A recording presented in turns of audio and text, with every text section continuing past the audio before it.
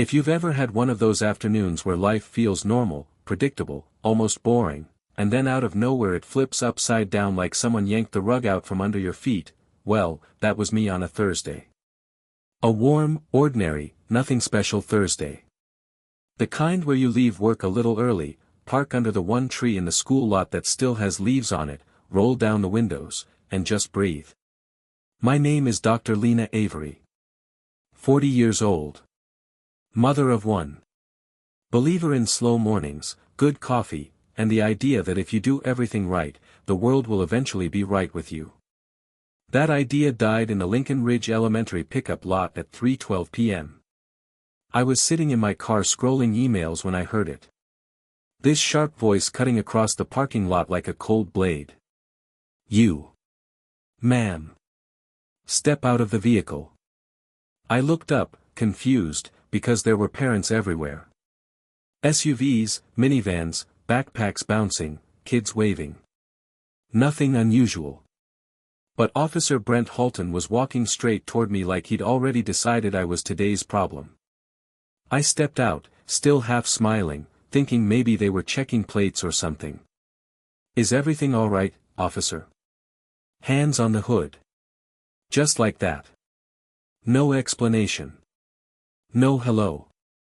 Loud enough that the other parents turned their heads, the way people do when they're pretending not to stare but absolutely staring. Excuse me. I said. He didn't even blink. Hands. On. The. Hood. Now. The sound of children laughing fell away. Phones came out quicker than you can say algorithm. And then his partner, Officer Lane, walked behind me like he expected me to bolt.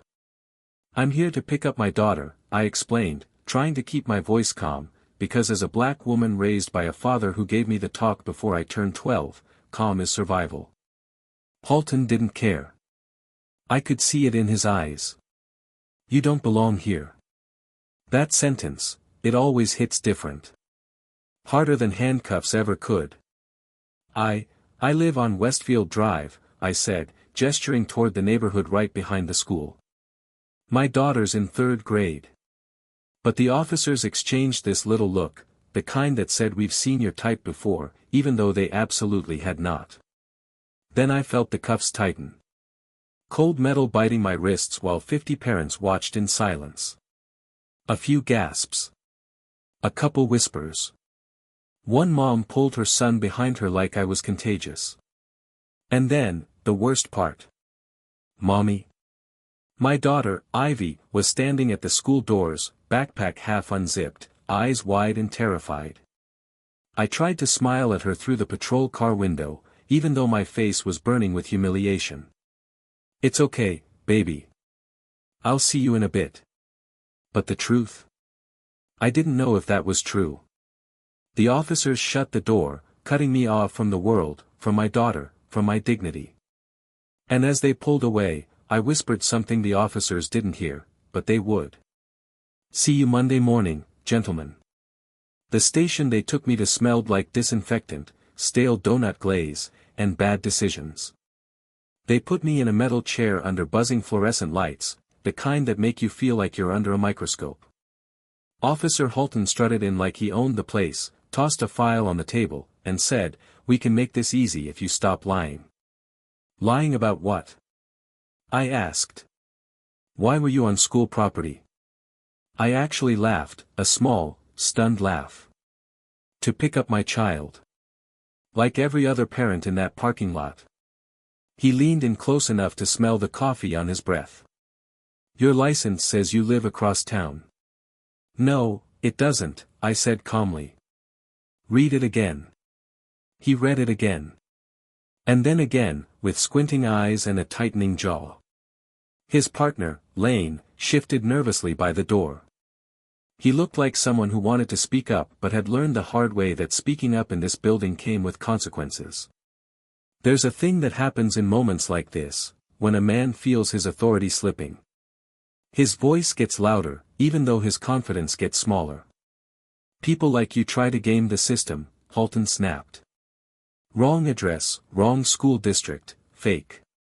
That was when the door swung open so hard it hit the wall. Sergeant Jacobs stepped inside. Older. Sharper. Eyes like someone who'd seen 20 years of things he couldn't talk about. "What's going on here?" he asked, looking between us. Halton puffed up his chest. "Trespassing suspect, possible fraud." Jacobs raised an eyebrow. "You verify any of that?" Silence. He looked at me. Really looked. For the first time since this nightmare started, someone examined the situation instead of judging the subject. "Ma'am, did you try to contact counsel?" "I won't need them," I said quietly. "But I do need someone to call Lincoln Ridge Elementary and confirm my daughter's enrollment." The sergeant gestured to Officer Lane. "Make the call." Lane fumbled with his phone, dialing. And then, the room changed. I watched his face shift as the school office staff confirmed everything: my name, my address, Ivy's class, my volunteer hours, my PTA membership. Sergeant," Lane said softly. "They know her." Jacobs turned back to Halton, expression sharpening. "You arrest a parent at her own child's school? With no probable cause?" Halton stammered. She looked suspicious. "Out of place. That phrase. That rotten, old, dusty phrase. Out of place." Jacobs closed the folder. "Remove her cuffs. Now." I stood slowly, rolling my wrists. "You'll want to be very careful," I told Halton, "because you're not going to like Monday morning." Something flickered in his eyes: confusion. Worry. A hint of recognition that he might have messed up bigger than he knew. He'd find out soon enough. Monday came. It came with sunlight and steady footsteps and a silence so thick you could feel the tension vibrating through the courthouse lobby. Every officer in that precinct was summoned to the morning judicial conference, because that's what happens when a department gets called out for a civil rights violation committed in broad daylight with 30 parents recording it. Officer Halton walked in cocky at first. He didn't know. Not yet. Not until the bailiff announced, "All rise for Chief Judge Lena Avery."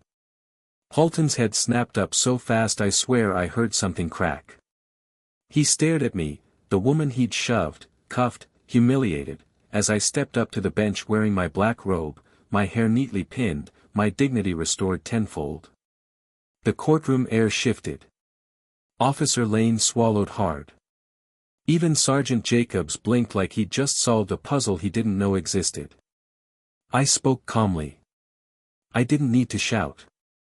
Power, when real, never shouts. "Before we begin today's docket," I said, "I need to address an incident involving 2 officers from this department and a mother waiting to pick up her child from school." Halton turned pale, then red, then something between the two.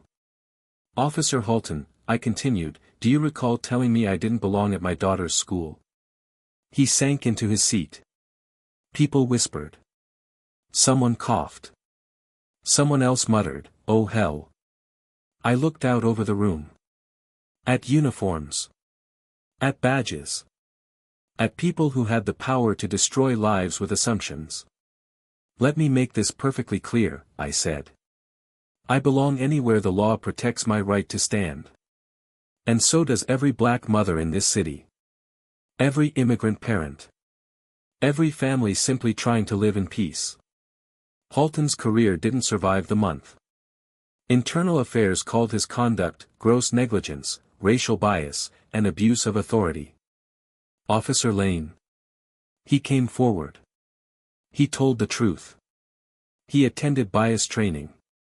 He asked to transfer divisions.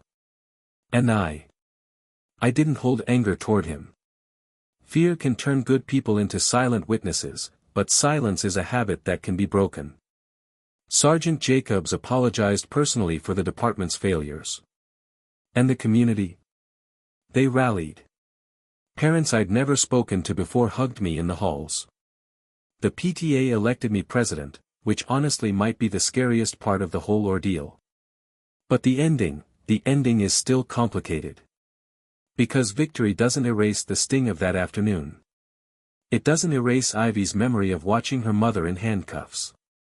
It doesn't erase the truth. That sometimes, you can do everything right, and still be treated like you don't belong. But here's what I learned. You don't wait for someone to hand you justice.